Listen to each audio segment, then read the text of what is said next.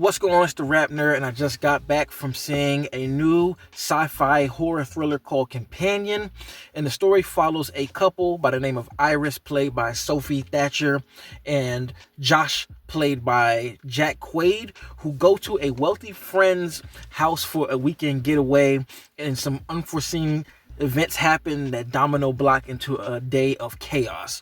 Now, I'm being really vague about the story because there has been a lot of chatter online about the second trailer for this movie spoiling a lot, revealing certain things, and people feel like they've been had. So I'm not going to say what that is for those who have not seen that trailer.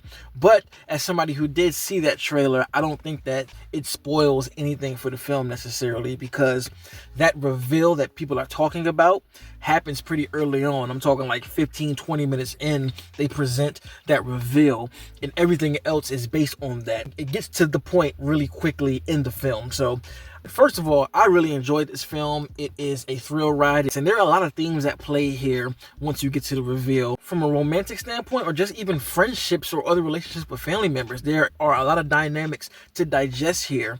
And that concept that I'm talking about works because of Sophie. She is the show stealer here. Her performance in this movie is excellent.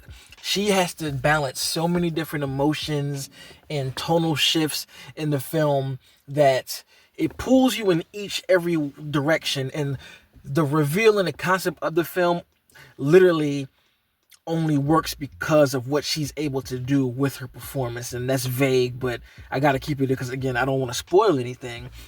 But she really tugged on my heartstrings quite a bit in this film. Just the way that she played so much to her role, with the confusion, with the anger, with the sadness, then going on to being happy and determined. Like, she does so many different things in this film. The movie is about an hour and a half, and she gives so much more than what you would expect for a role like this. The film is 100% in her hands. She does a great job, whether it be from speaking, and like I mentioned, the tonal shifts and changes in her voice, her body language, and even being able to express a lot through her eyes. And that's something that I really enjoy when actors are able to do, is express a lot of emotion through their eyes without saying anything. I think that that's bigger than what words can be spoken, because they say the eyes are the windows of a person's soul. So to be able to use that to your advantage with the character speaks volumes, and she just absolutely crushed it here. And Jack Quaid here, man, it's funny because I feel like this guy plays the same character in every movie with different type of shifts one way or another.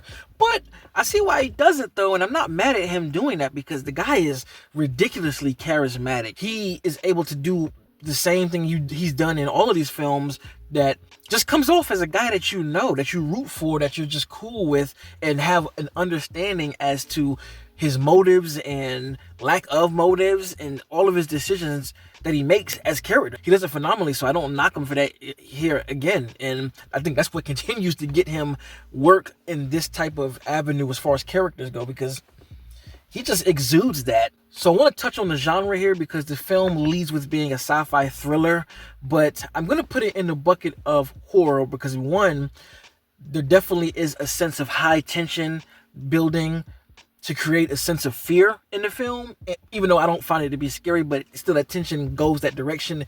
And once the violence goes into camp territory, I'll put it in horror as well. And camp doesn't have to be overly over the top, but there are things that just won't happen realistically that lend itself to being over the top still. One kill in particular is the final blow given to a character. It's just like, just that happening is so damn campy that I can't deny this film having horror roots, especially being produced by, I forgot the director's name, but the director of Barbarian had a hand in this. To spin back to the spoilers thing, for those who have seen trailer 2 and people are saying it spoils things, what I would say is that trailer is similar to how Trap was presented.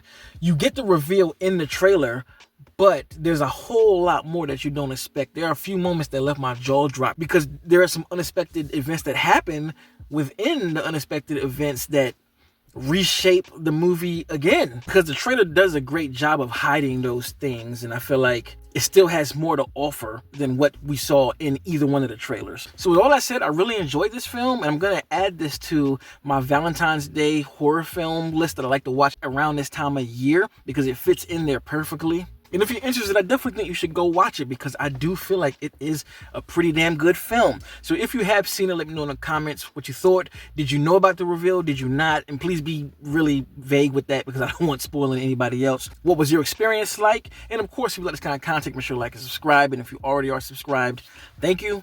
And until next time, peace. RapNerd Productions, no capping, that's word to mommy. Instead of banking on it, now rapping is just a hobby.